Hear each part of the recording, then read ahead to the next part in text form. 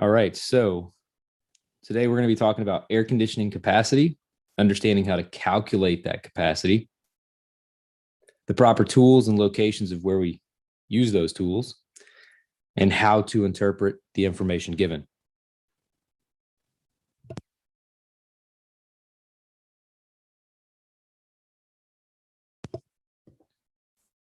First thing that we're going to be talking about today to understand this is going to be psychrometrics.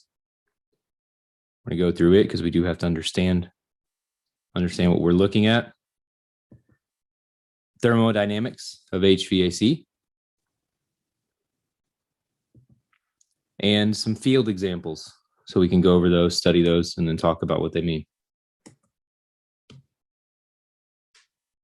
So starting off, psychrometrics.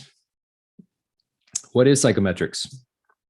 Psychrometrics is the study of air. More specifically, it's the thermodynamic process of water vapor and dry air.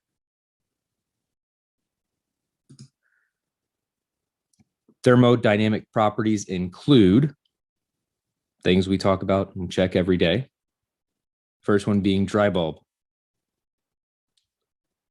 wet bulb, relative humidity, dew point, enthalpy, specific volume, and humidity ratio. And that humidity ratio is either pounds of air or grains of moisture.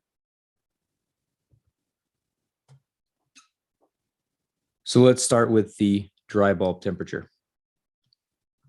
What is it?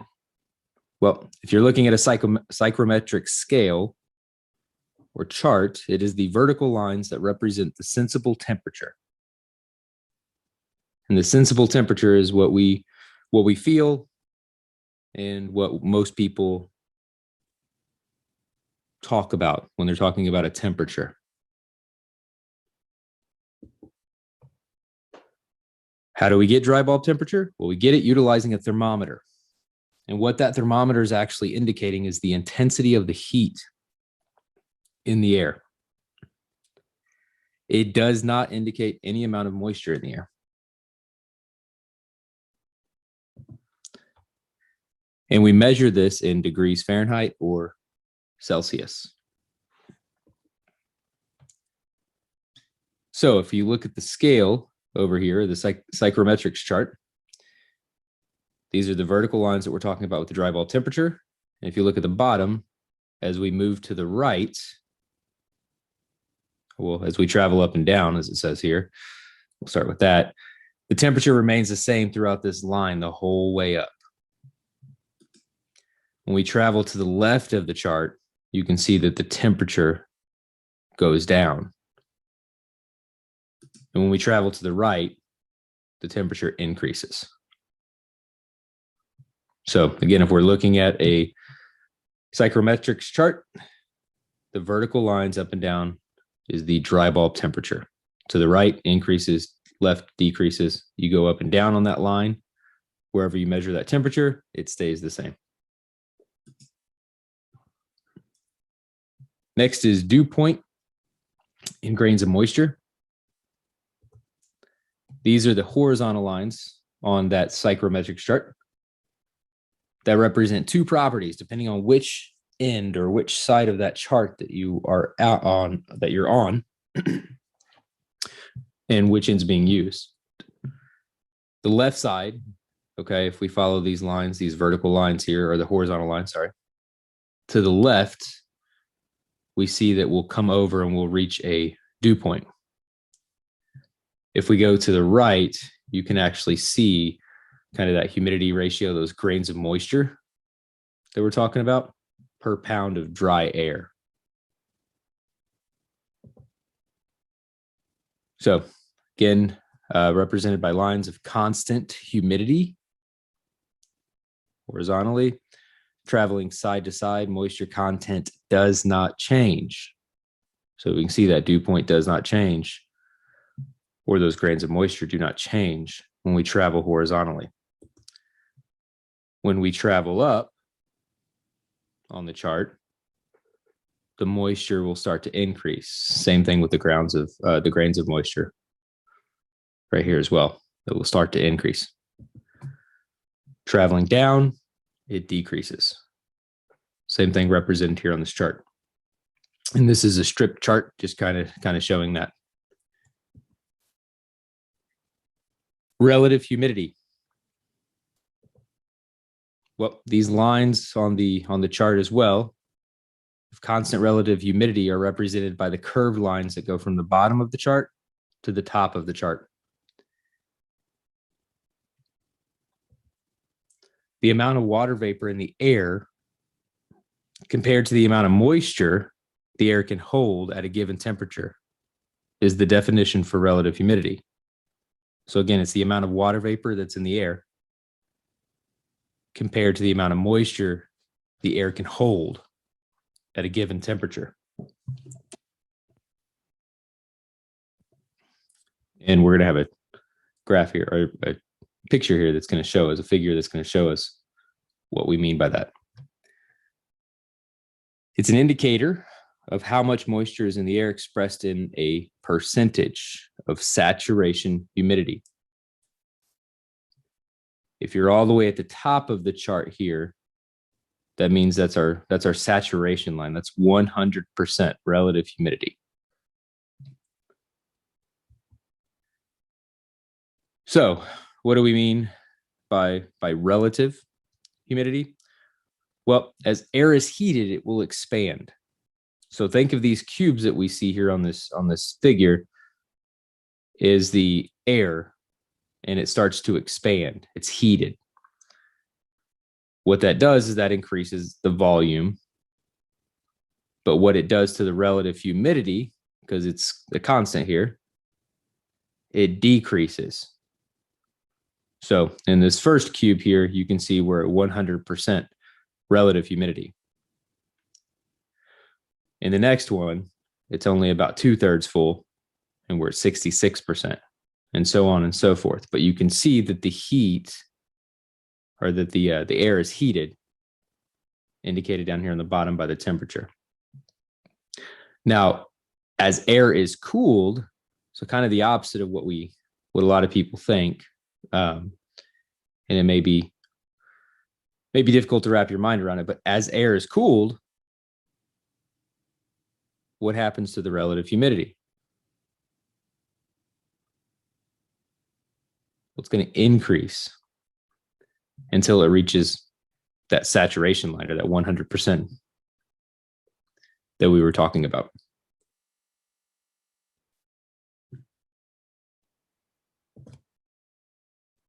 Specific volume. Well, this term is used to describe how much space 1 pound of dry air will occupy. And I know everybody's curious about what that is, right? We measure this in the cubic foot per pound. And in the early 1900s, Willis Carrier came up with this in the Psychrometrics chart. And for our HVAC, our industry, the standard is that 1 pound of air will occupy a cubic foot of 13.33. Density under these conditions is 1 divided by that specific volume, which in turn, that 1 divided by that 13.33 equals 0.75 pounds per cubic foot. These lines are the horizontal lines going from the bottom right towards the top, diagonally to the top left on the chart. Now let's get into one that we'll measure a little more frequently as well when we're out in homes, and that is our wet bulb temperature. These lines are running at the 45 from the bottom left to the right of the chart. So the wet bulb temperature is the measurement of the lowest temperature that can be reached by the evaporation of water. A psychrometer is used, or thermal hygrometer, is used to measure.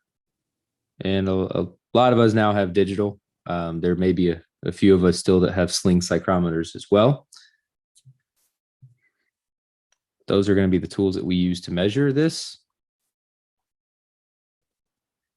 It's the saturation, or saturation is the point where the wet bulb and dry bulb temperatures meet at 100%, at the 100% relative humidity line, which is that saturation line that we were talking about earlier with relative humidity.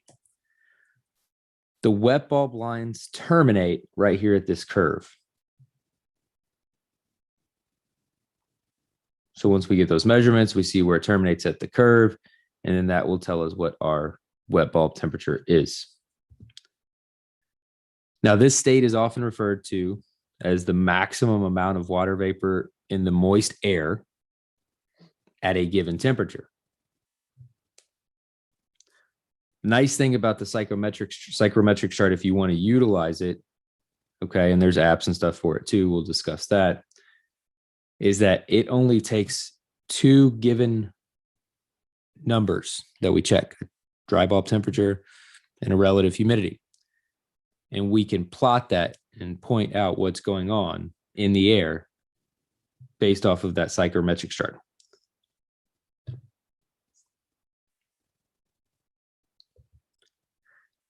It's a state of neutral equilibrium between moist air and the condensed water phase, either a liquid or a solid that exists. Enthalpy. What is enthalpy? It is the sum of the heat energy in moist air, and it includes the sensible heat of that air and the latent heat of the water vapor.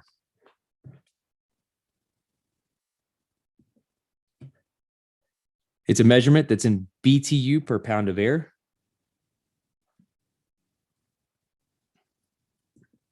And the lines are represented on the chart by extending past the wet bulb. So if we look at the chart, we find our wet bulb. It's going at the angle backwards here. We go past the saturation curve or the saturation line, and it utilizes a different scale. Okay. But that number is very, very important when we're talking about air conditioning and checking the capacity of the system and what's going on with it. And it's a good indicator of further diagnostics if needed. So again, it runs diagonally downward from the left to the right across the chart, passes that saturation curve, saturation line, and it's got its own scale. So now that we went through the psychrometrics of everything, just touching briefly on all of them, because when you take these measurements, those are all numbers that you're going to get and see. So we want to make sure that we understand what those are. We like to look into the HVAC laws of thermodynamics.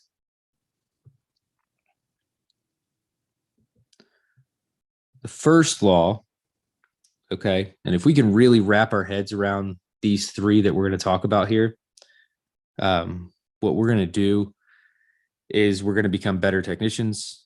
We're going to better understand an air conditioning system and what's going on within a home. Okay, so these are very, very key. Three good points to know and remember and study moving forward. So energy cannot be created. It cannot be destroyed. It can only change forms. So what do we mean by that? Well, it can move from place to place, but again, it can't be created or destroyed. First thing that I really want to stress is that there is no such thing as cold. Okay? No such thing as cold. There is only heat. And what we have, okay, which is a theoretical number, but it is what we consider absolute zero. And absolute zero is the lowest temperature, again, that is theoretically possible at which the motion of particles, that is heat, would be minimal. And we measure that on a Kelvin scale. So absolute zero would be considered or read as 0 Kelvin. What's Kelvin? How does that translate to what we do every day? Well, Fahrenheit, on the Fahrenheit scale, absolute zero is negative 459.67 degrees, or 460, if you want to round it there. But the actual number is negative 459.67. And in Celsius, it's negative 273.15. So again, there is no cold, there is only heat. It's just a matter of how much heat we have and what we're doing with it and how it's changing state. Number 2, high heat flows to low heat. So what that means, heat energy flows to anything that has less heat. Good example would be if you put 2 hot irons next to each other, one that was 120 degrees and one that was 70 degrees, and you set them side by side. What would happen is that high heat energy of that 120 degree iron would start to make its way to the 70 degree iron. And again, that heat energy is going to flow to anything that has less heat. That can even happen in the negative scale. If you have a temperature that's 0 degrees or negative 5 degrees, and you have another device next to it, or whatever it may be, that's negative 40 degrees, which way do you think that the heat would flow? Well, the 0 or the 5 degree would flow towards the negative 40 degree. Again, because that higher heat energy, because there is no such thing as cold, is going to flow towards that lower heat energy. Same thing goes with pressure. High pressure is going to flow to low pressure. High humidity is going to flow to low humidity. So if you start to understand the psychrometrics of what's going on in a home, and you have high heat, low heat in certain areas, or humidity, summer months, and you have a passageway for air, well, that higher humidity is going to flow to the lower humidity, which could in turn make a home more humid, or in the winter months, make a home more dry.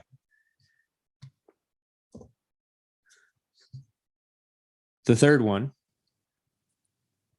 is when liquid changes to a vapor, it's giving up its heat in the form of a vapor, or that vapor. Changing the state of a liquid to a vapor takes a tremendous amount of energy, of heat energy, many more times than just raising the temperature of water. Okay, so any liquid that's capable of boiling, or again, changing that state, can be used as a refrigerant. It can be water, it can be carbon dioxide, it can be any of the refrigerants that we see today. That's why there's so many different types. As long as it's capable of boiling or changing its state to that vapor, it can be used as a refrigerant. So the boring part is out of the way. Let's get to the fun part, right? What we're going to do in the field every day. So what tools do we use to measure when we're out in the field? And how do we get our numbers that we need to verify? So first and foremost, what I want to talk about real quick is we don't diagnose dirty systems. So it's always best to have a clean system first. Once the system's cleaned, okay, then we can move forward with checking things. So A couple different tools that are out there. There's different brands as well, but the two most common that we see or that we utilize, these are two that I have as well, multiple sets of, would be the Testo 605i, and that is a thermohygrometer.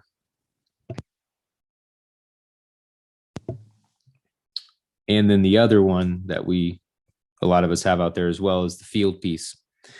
It's the JL3RH, and that's that psychrometer, field piece of psychrometer. Both of them have great apps. Both of them have benefits. Both of them have a little bit of downside. So I like having both, but having at least one and understanding how to use it and what the numbers mean are very important. So we're going to go over some of those. So where do we take measurements on a system? Placement is very key. Okay.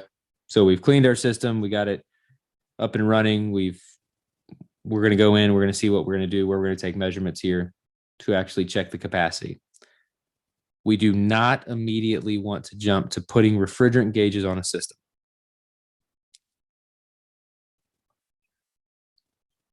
Again, I'll repeat, we do not want to jump to putting our refrigerant gauges on a system immediately. Some of these systems, especially if you get into geothermals, ductless units, things like that, they're critically charged, okay? And as these systems are becoming more efficient, so on and so forth, they are critically charged. We don't want to constantly put gauges on it every season or every time we're in front of it. So our return probe, when we're taking our measurement here with our psychrometer or thermohygrometer, is going to go in the return drop prior to the filter.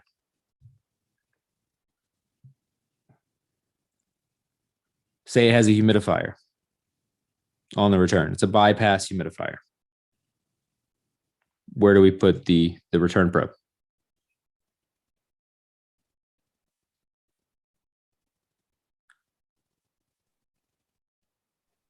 Pre-humidifier.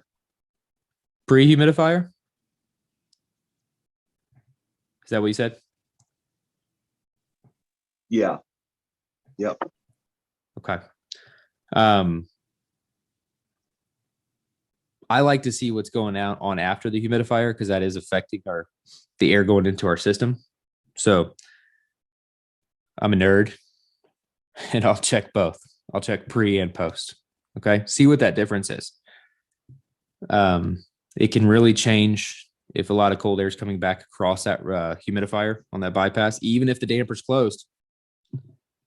We had one just yesterday that technician in Cincinnati was at and called me on, and his return air temperature was 62 degrees. His saturation temperature of his refrigerant was 31 degrees. But the thermostat on the main level of the house was reading 68, 69, something like that. So we got to check both sides. You'll see the difference, okay? But all that cold air rushing back across that return is going to affect the air coming into the system, which in turn can affect the TXV or the metering device that we have. And when we do that, it can change these numbers, these capacity numbers that we're going to talk about today. So check both, but I'd like to check after the humidifier personally, just so I can get more of an idea of what's going on within the system. The supply probe goes in the supply trunk. It does not go on the supply plenum. Again, nerd, I want to check both. I did check both. We're going to go over both today and see why we don't check it in the supply plenum as well.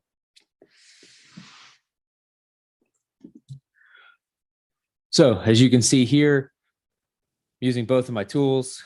All right. My field piece is currently in measuring on this one, but I'm in the return. There's no humidifier. There's a powered humidifier on the back of the unit here. There's no bypass humidifier, so I'm not too worried about it. And I can go anywhere on this return trunk, up or down. Just want to get after where all the return air is mixing up top. So we'll check here. My other probe that you can't see in this picture is up here on the supply trunk.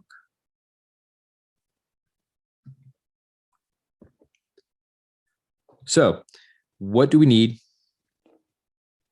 to actually check the capacity? Well, we have to check the airflow.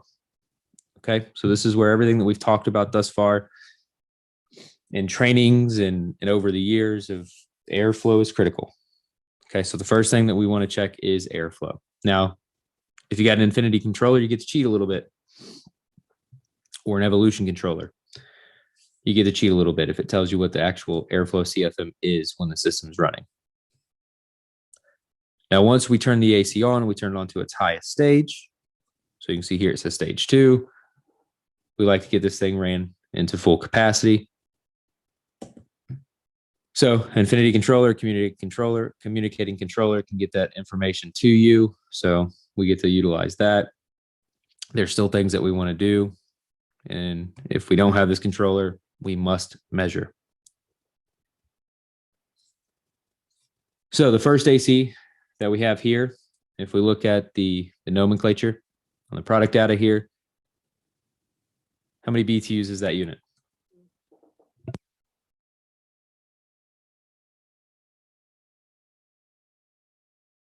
60,000.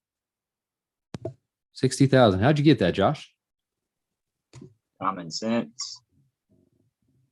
For the new guys, how'd you get that, Josh? Oh, well, I'm looking at the 7, which is telling me that's a 17 SEER, and then 60 is done by just doing math off of 12, 5. Exactly. There's 12,000 BTUs in 1 cooling ton. So you divide your 60,000 right here. That's what this number is representing, as Josh is talking about. So you take your 60, you divide your 12,000. That's your 5 ton. Okay. You can get this in the product data of every single unit that's out there. So if you don't know the model number, what that means, okay, get your product data, download it, find it online, get the book, right? RTFM, read the, as Brian Orr likes to say, fantastic manual, and look at the nomenclature. So right here, this tells me that this is a AC unit. Okay. It's an R410A unit, 17 SEER, 60,000 BTUs. Was manufactured the 18th week of 2016. All right. So enough on the how to read the nomenclature there. This unit, in fact, had the infinity controller. So 5-ton air conditioning unit, which again, as we just talked about, is 60,000 BTUs. What we have to do is we have to let the AC unit run for 10 to 15 minutes. So either crank it way down, go to the controller here, go into a checkout mode, make sure it's running in the highest stage, and allow it to run 10 to 15 minutes to fully saturate the coil and allow the TXV to stabilize.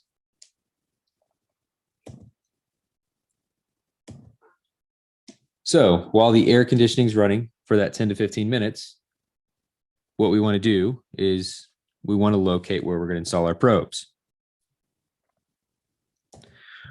While we're also waiting on that, we need to check and notate static pressure. Now, why? It's going to be very important in our second example that we have today, because we don't get to go to a controller and just show what the CFM is. Plus, we should be checking this on every appointment that we go to. This is what we've had in place since January 1st, 2017. Nothing's changed. It should be done on every appointment.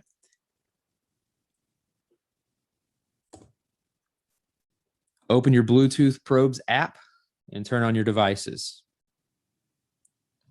So either the Testo, the field piece, or something that I'd like to go dive deeper into in one of these trainings. I think we're going to dive into Measure Quick and how to use it and get even more information.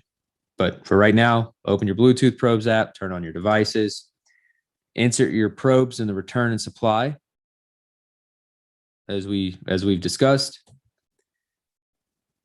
Then you must enter the CFM into the app. So on this one, it was given to us based off of that Infinity controller. If you are running it into a checkout mode, please check it to make sure that the airflow, the CFM, does not change during the process of it operating when you're in the checkout mode. Sometimes it may. Read and understand the dry bulb and wet bulb, the relative humidity, and the enthalpy numbers given. And then we're going to verify the measured capacity is within 10% of the unit capacity. So on this example here, you can see I took static pressure on the unit. And our total external static pressure, I like checking the 4 spots on a gas furnace air conditioner. It's going to indicate to me where a potential issue is, either while in the home or at a future date. So I know on our checklists and stuff, it talks about 2. I think our new one might.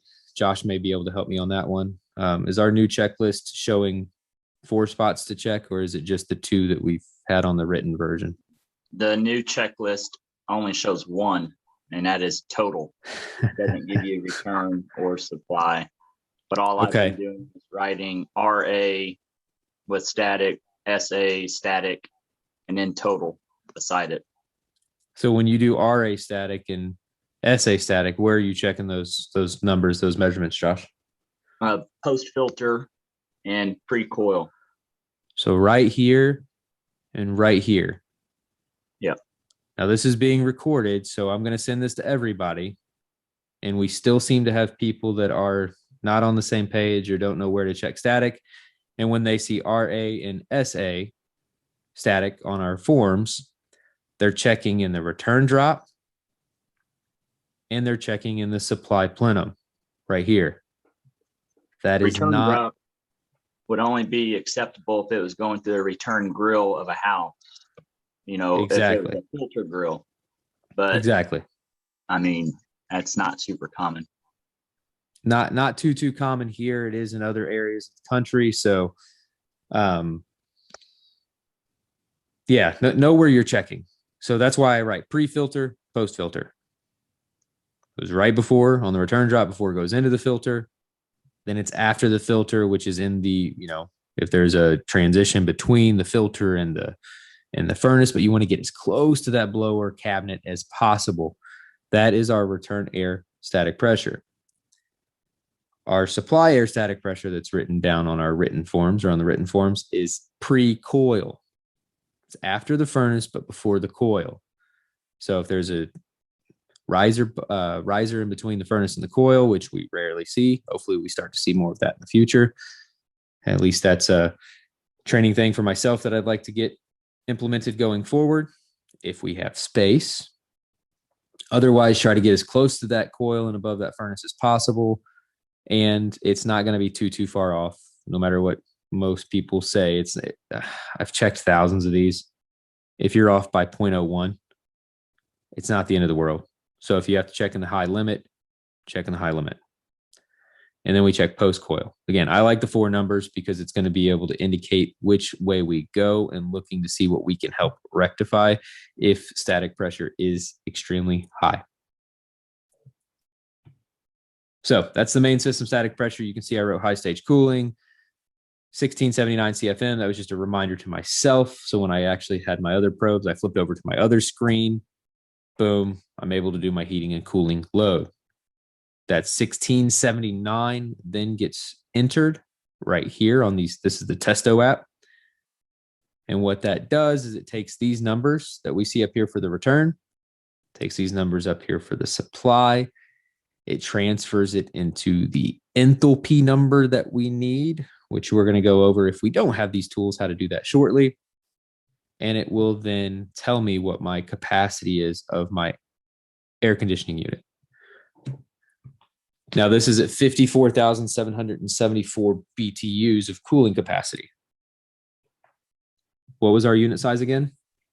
60,000. That's just within the 10%.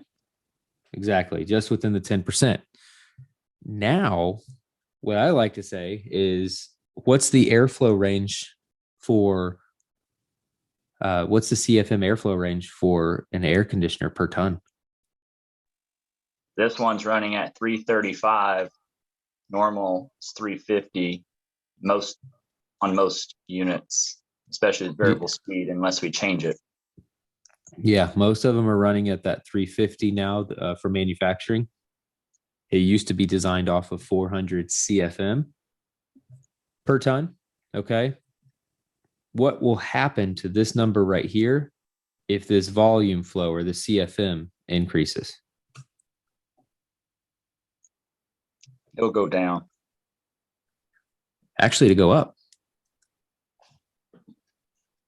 So the more airflow that I have across this, if I were to put this number in here, because that airflow, that CFM, when we talk about our formula here in a bit, if I increase that CFM, my overall BTUs is going to increase. So when we go into the formula of how we derived to this number, okay, it's built into the app. It's already built into the algorithm. So they do all that for us, but it will go up.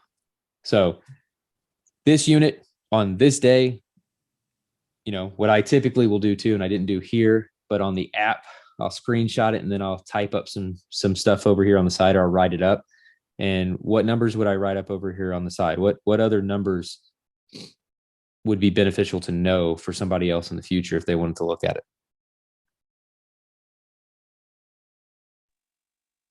Outdoor and indoor temperature. Yeah.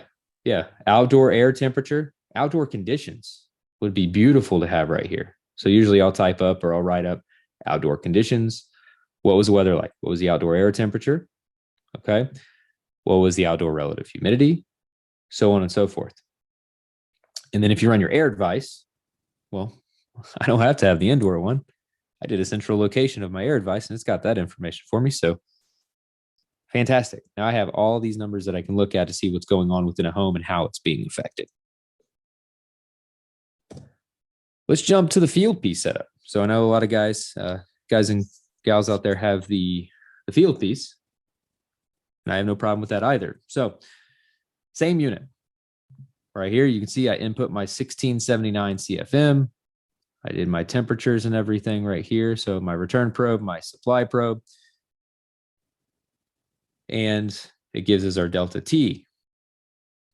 You can see that I don't have my refrigerant gauges connected. I don't want to jump to connecting my refrigerant gauges. Okay, so you can see that over here too. So on this one here, partial reason I use my testos probably a little bit more is, again, it's an annoyance to me that this is only in the portrait view. It does not transfer to the landscape view. So you can see I had to take 2 screenshots here to be able to share that with you. So if we look over here, the diagnostics of that air, it gives you a little snippet of what's going on. Very, very beneficial.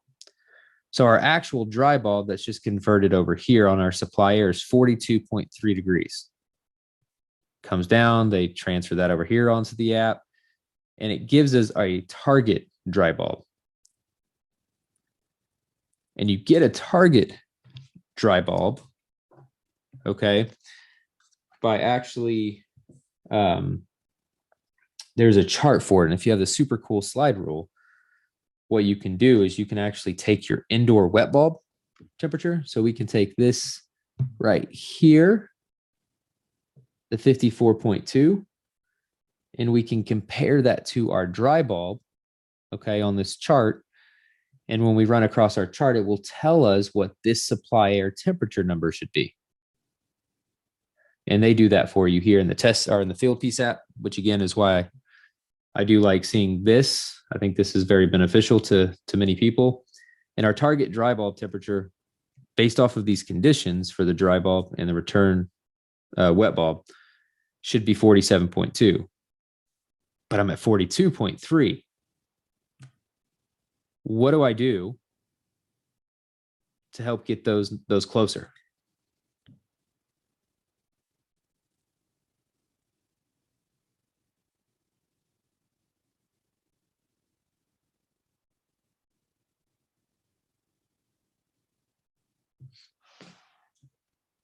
Did I state that question well enough for everybody? You either heat the house up some, get it warmer in there, or you can increase your airflow. Exactly. So what can we do? We can't necessarily always increase the temperature of the house, although that return air is kind of cold, right? So yes, that would be idea. Again, this time of year, you're going to probably see some colder return air temperatures, but seeing this lets you know. But yes, Josh, exactly. You can increase this airflow. If I increase the airflow across that coil, what's going to happen is it's going to heat the coil up a little bit because I'm moving air quicker. I'm not giving it a longer time to saturate and lose that heat. So increase the airflow could do that right there. Now, what else is it going to do? It's going to increase our static pressure too. So go back and recheck. All right. So what happens if we put our probe in the supply plenum? Well, you can see here, you can now actually see my probe in this picture that I have. It's in the supply plenum.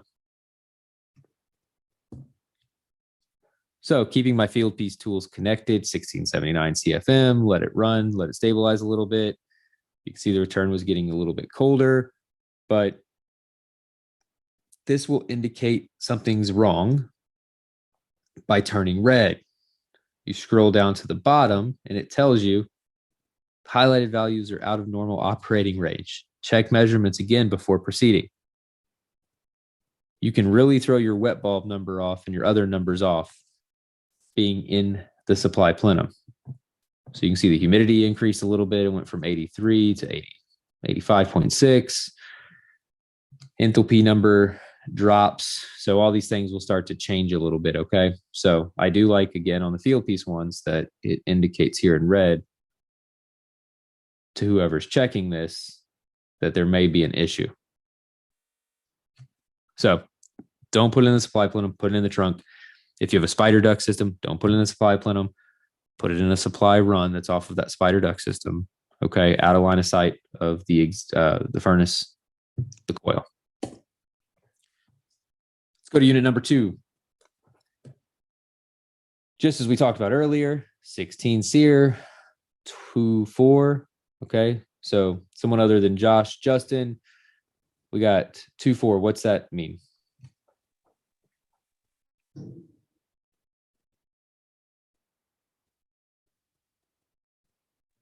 Two ton. 2 ton.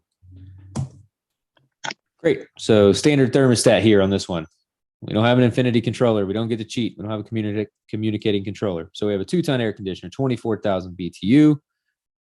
Again, we're going to let the AC unit run for 10 to 15 minutes to fully saturate and allow that TXV to stabilize. So same thing that we went over earlier, right? Everything that we need to do. So, except on this one, we have to check the static pressure. There's no other way around it to get this CFM. Okay.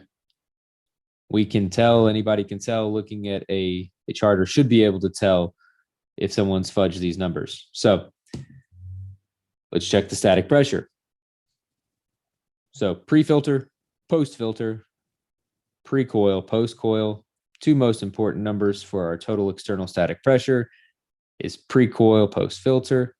And that number right there gives us a total external static pressure of 0.91.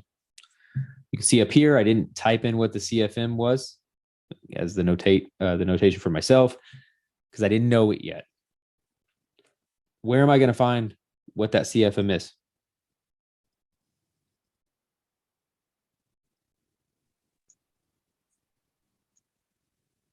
Product data. Product data. If you don't know how to find the product data, reach out to somebody, reach out to me. I'd be more than happy to help guide you through where to get that, where to store it, where you can always see it. Okay. So this unit right here was a 340 AAV. It was a 36060. And all I did here was highlight it. Okay. And I checked my heating static as well. and my heating mode static was at 0.8. You can see the chart doesn't go up past 0.8. There's a reason it doesn't go up past 0.8. The manufacturers do not want you past that. So the blower speed on this one was set to high. So I indicated that here in the blue. And if I roll all the way down, you can see I'm not even on the chart. There is a fan curve. So if you plot all of these actual measurements at different static pressure points, you can follow that fan curve and you can see that it starts to go down. And this unit was operating at about 825 CFM based off of this chart right here. High, the fan curve going down, 0.9 right here is about 825. So same thing, put the 825 CFM of my volume flow on that unit, get all my measurements after that 10 to 15 minute runtime. And this right here is my BTU capacity of 17,501. Is that good? No. No, it's outside of our 10%. Okay. So what should our next steps be? Adjusting the airflow down to a more tolerable range. Yep. Adjust this airflow down to try to get this back on the chart. You can see at 8.25. I can probably, the coil is going to be saturated. So it's just a guesstimate. This is where kind of I would be thinking is medium low. I want to share that medium low speed, maybe even low. I check it in both though, because again, we don't want it to be too low on airflow. So you can check it on low, go back, recheck your static. If you see that this number right here drops down, preferably on this higher side, which is this return. Okay, so this duct system has a return issue. And this is a PSC motor. So if I fix this, it can still be a high static. So just keep that in mind. On a PSC motor system, is if you adjust one side of a static, you can affect the other side because that motor is going to think that it can run a little bit faster. So you get a little bit more CFM output, but it's going to increase the pressure on the other side. So just keep that in mind too if we're looking at ductwork. Okay. But yes, try to adjust that blower speed down, see if we can get this capacity up a little bit more.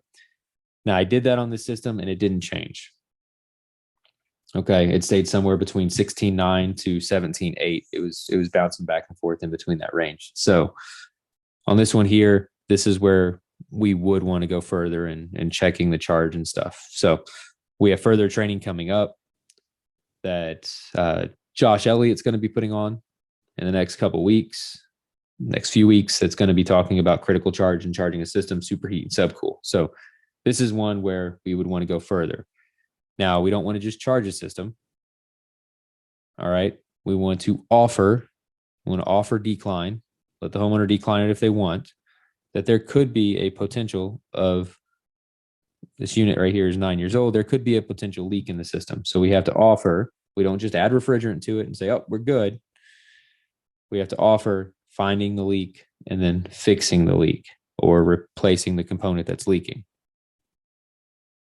If they don't want to do that and they just want to charge it, notate it, they decline doing a refrigerant leak search. They understand that there is a possibility and probability that this is going to leak again and be another issue in the future. So again, don't jump to gauges. Let's check this before we make that further assumption. What if we don't have smart probes? Glad you asked. Okay. Number one, get them. It's 2021. All right. They're not that expensive. They're very, very affordable now with the great programs going on, especially with the helping get tools where they're matching. Get them. Or, okay, been doing this for 30 years. I've used my analog gauges forever. I don't need them. Great. Then you got to be good at math. Let's do some math. So what I'm going to say is you got a smartphone, more than likely. If not, get you a Psychrometrics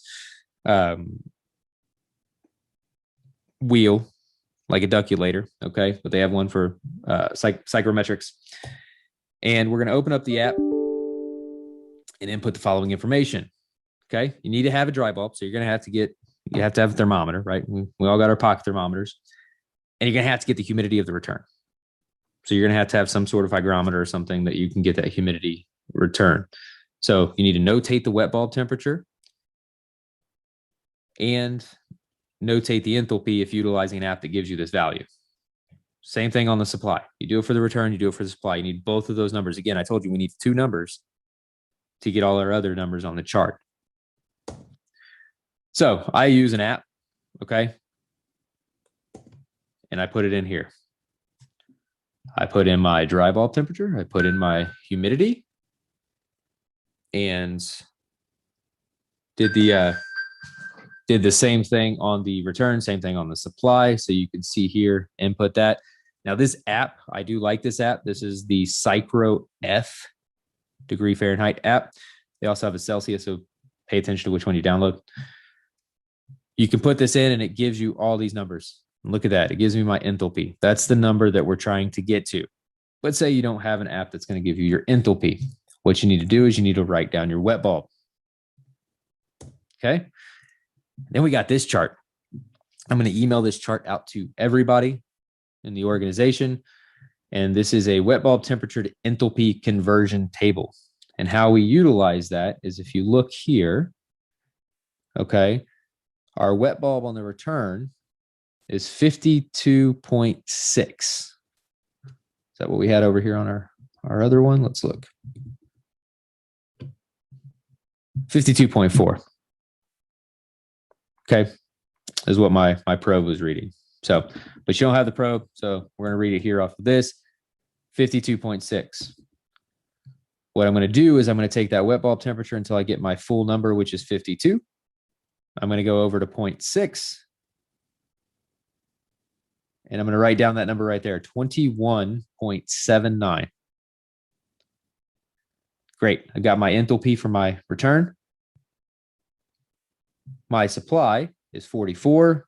Good even number there. So we go over, do the same thing, 44.0, 17.15. There's my enthalpy for my supply. Great. What do I do now? Let's look at the formula.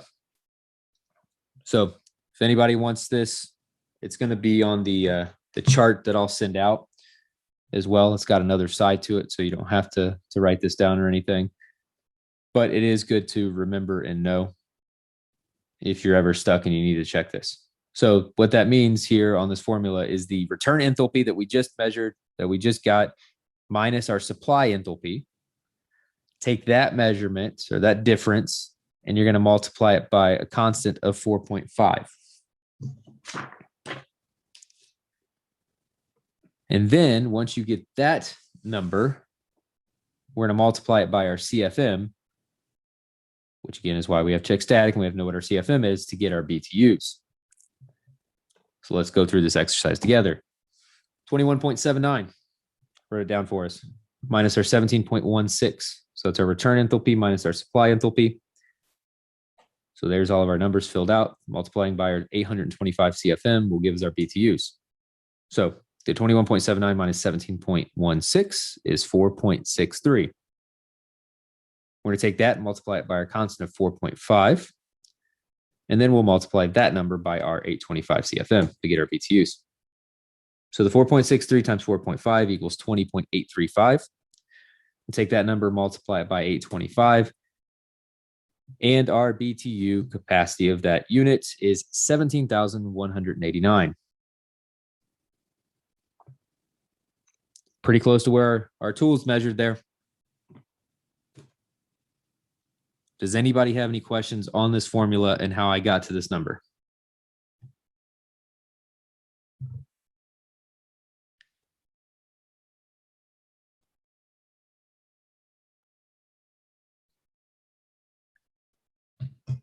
All right, so we're all going to be math wizards later. It's awesome.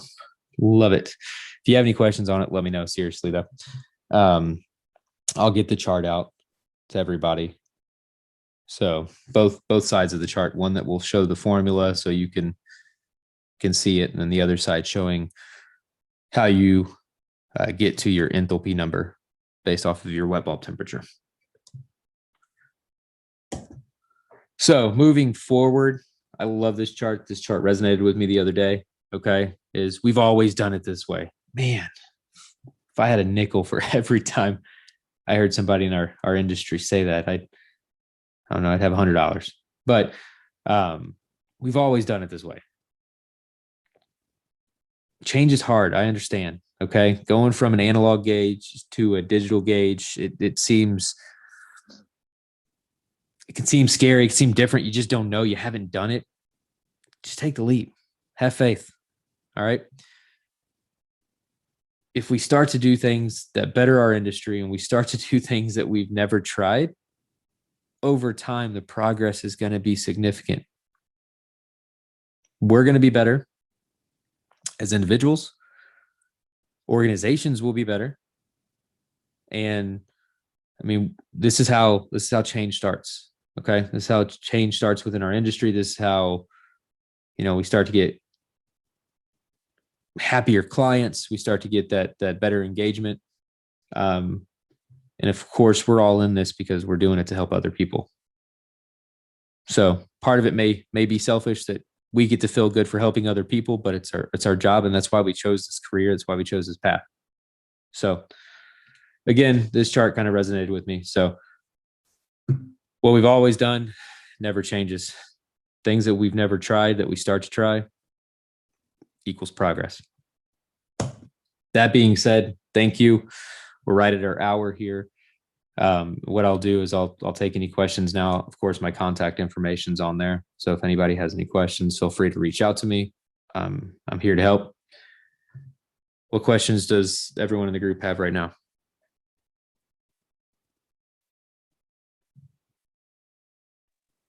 Hey, Jeff, you did say you're going to have a class on that Measure Quick app. I would like to, yes. Yeah. I think implementing even something like that, I think it would really, really be beneficial for each one of every person that goes out after somebody's done that report, right? You have to pay for the report, but you can still screenshot and see it. So Bergman's been very generous in doing and investing all his time into that. So yes. Did you have a question on it? Well, I've got the app. And there is so much to it that I just haven't gotten all the way through it. So I didn't know if you was going to do a class on it. Yeah, there is a lot to it. I mean, again, he's poured a lot of time and effort into it and resources. So very, very good app. And yes, that will be coming up. I think I want to do one on it.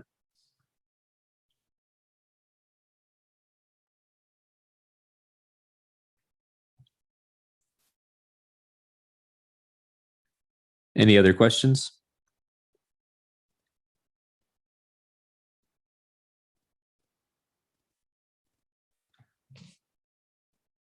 All right.